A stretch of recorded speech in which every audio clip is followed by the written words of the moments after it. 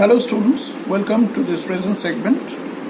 We were studying the modern elements in literature by Matthew Arnold, and we had come to a part where Arnold was speaking about Lucretius as someone who had some bit of modernism in his works. Let's see what Arnold says about Lucretius. Let us begin with a great poet, a great philosopher, Lucretius. In the case of Thucydides, I called attention to the fact that his habit of mind is more of dealing with questions were modern. But they were those of an enlightened, reflecting man among ourselves. Let me call attention to the exhibition in Lucretius of a modern feeling no less remarkable than the modern thought of in Thucydides.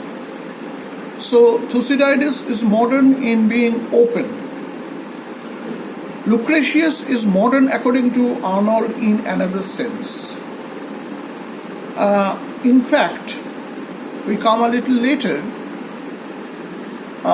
He is modern, because there is a feeling of depression. And he says these are the characteristics stand on how many of the representative works of modern times.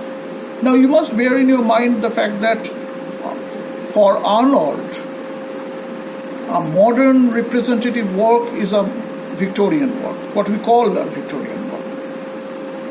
So it is not what we call modern. But from your knowledge of Victorian literature, you already know that Victorian work in general, Victorian literature, particularly poetry in general, and of Arnold in particular, were informed by another kind of depression, by a spirit of depression, which is often called the Victorian alienation. Isn't it? It's not the Marxist idea of alienation, but a kind of a spiritual alienation that even more consolidated in the modern period, in the works of Eliot, Pound and others.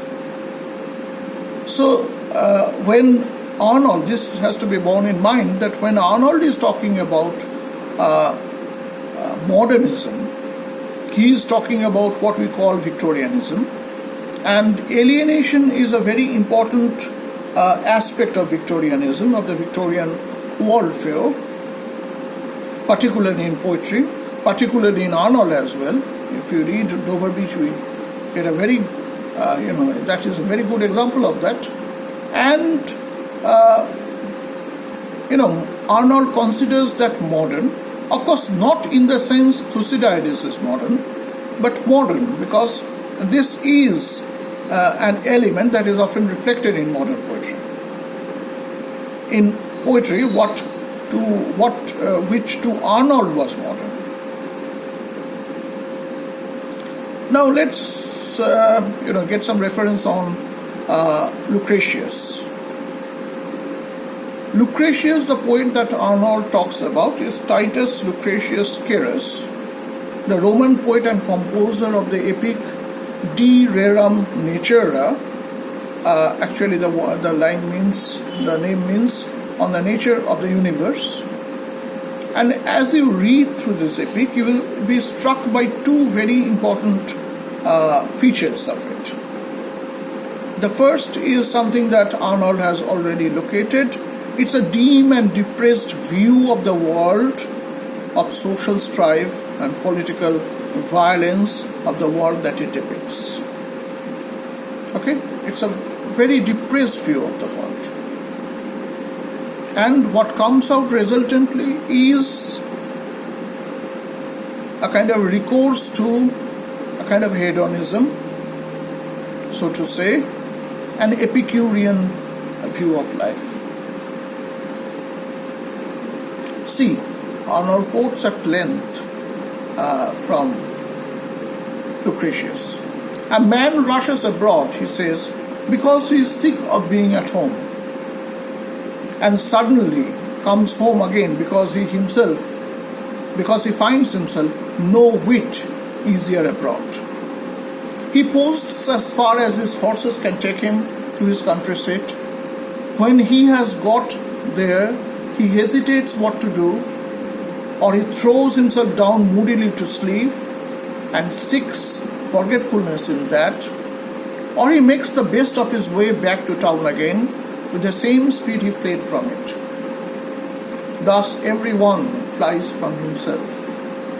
This obviously sounds extremely modern. Okay?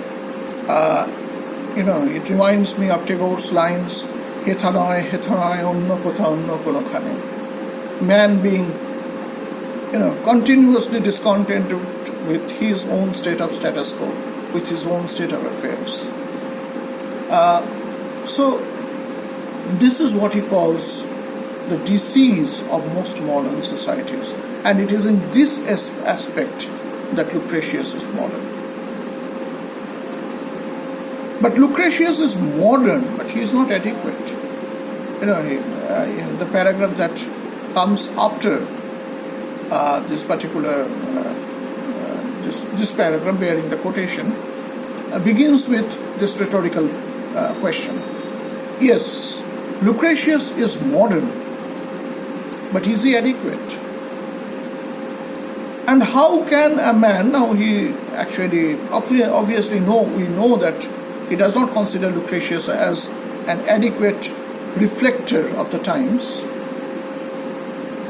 And how can a man adequately interpret the activities of his age when he is not in sympathy with it? When you don't like your period, when you don't like something, then how can your reflection of that, your holding of the mirror to that, be adequate? Think of the varied, the abundant, and the wide spectacle of the Roman life of his day. Think of its fullness of occupation, its energy of effort. So, what Arnold wants is seeing life in its entirety. From these, Lucretius withdraws himself and bids his disciples to withdraw themselves. Okay? He bids them to leave the business of the world, etc., etc. So he neglects certain aspects of the Roman society. Therefore, he cannot be called fully adequate, a representative, a literary representative of that society. And therefore, Lucretius is not modern.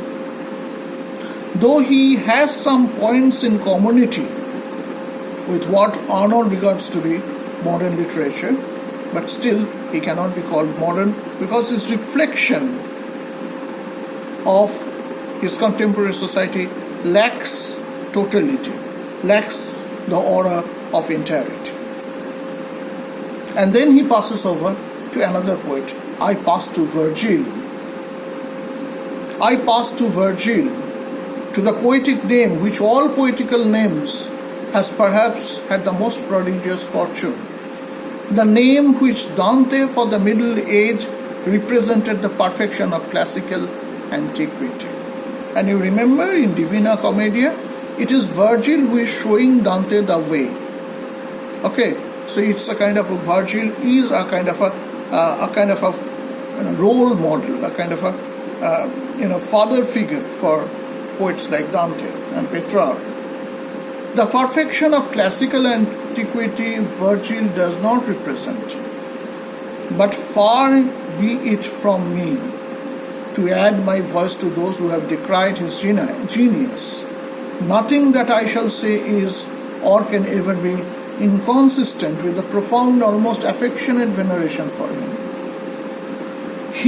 But with respect to him, as with respect to Lucretius, just in the way we pose the question to Lucretius in the case of Lucretius, similarly, if we raise a similar question, is he adequate? Does he represent the epoch in which he lived, the mighty Roman world of his time, as a great poet of the great epoch of Greek represented theirs in all its fullness, in all its significance? And then he gets down with the Aeneid to see whether you can call it an adequately reflective poem or not. From the very form itself of his great poem, the Aeneid, one would be led to augur that this was impossible. Okay, the epic form as a form for representing contemporary or nearly contemporary event has attained in the poems of Homer an unmatched immortal success. The epic form, as employed by learned poets for the reproduction of the events of a past age, has attained a very considerable success.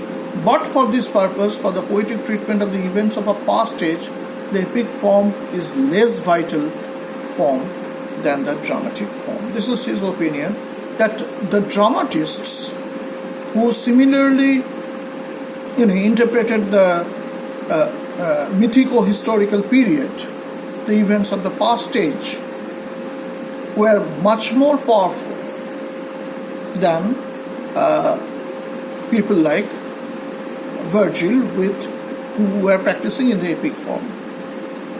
Okay.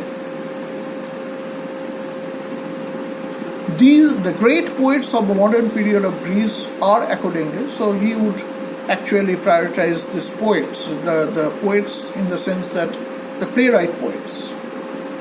As we have seen, the dramatic poets. The chief of this, Aeschylus, Sophocles, Euripides, Aristophanes, have survived. The distinguished epic poets of the same period, though praised by Alexandrian critics, he names a few epic poets. And as you can see, these names are Panyasis and Antimachus. These names are not very well known because somehow they have not survived. Have perished in, just if I make a survey, how many of you have heard of Aeschylus, Sophocles, Euripides, Aristophanes? Everyone would say yes. But how many of you have heard of Panyasis or Corylus or Antimachus? You see, these are new names to us, so they haven't survived in that sense. Have perished in a common destruction with the undistinguished. And what is the reason of this? You see, this is a question-answer technique that he uses in his essay. If you are writing about the style, then you have to mention this. That he raises questions, he answers that.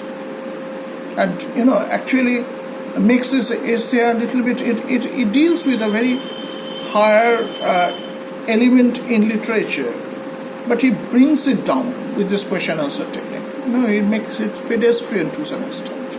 He brings it down to the street so that common people can understand. The question-answer technique is a way of teaching children, in fact, because it is easier to understand. It is that the dramatic form exhibits, above all, the actions of man as strictly determined by his thoughts and feelings. It exhibits, therefore, what may be always accessible, always intelligible, always interesting. So that there is a kind of a universality of interest that we find over there. And then he comes to Horace. We come to Horace. And we have also come to almost the fag end of this particular segment and also this essay. We come to Horace. And if Lucretius, if Virgil wants cheerfulness, Horace wants seriousness. I go back to what I said of Menander. As with Menander, so with Horace, the men of taste, the men of cultivation, the men of the world are enchanted with him. He has not a prejudice, not an illusion, not a blunder, true. Yet the best men in the best ages have neither been thoroughly satisfied with Horace. If human life were complete without faith, without enthusiasm, without energy, Horace, like Menander, would be the perfect interpreter of human life. But it is not. To the best, to the most living sense of humanity, it is not. And because it is not, Horace is inadequate.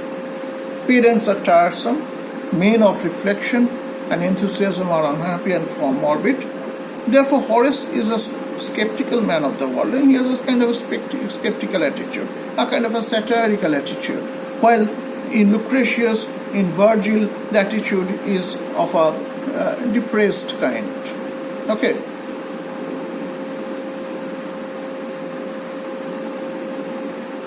Men of action are without ideas, men of the world are frivolous and skeptical. Therefore, Lucretius is plunged in gloom and in stern sorrow.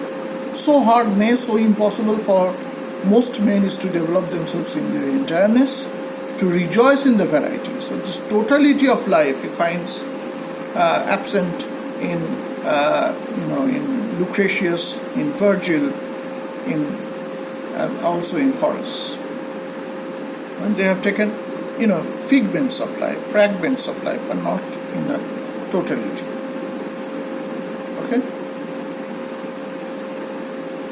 To rejoice in the variety, the movement of human life with the children of the world, to be serious over depth, the significance of human life with the wise.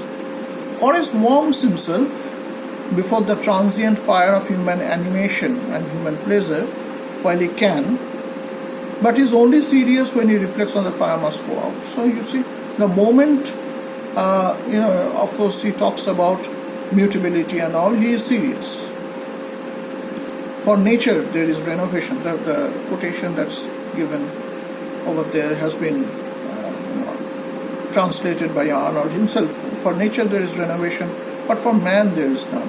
It is exquisite, but it is not interpretative and fortifying.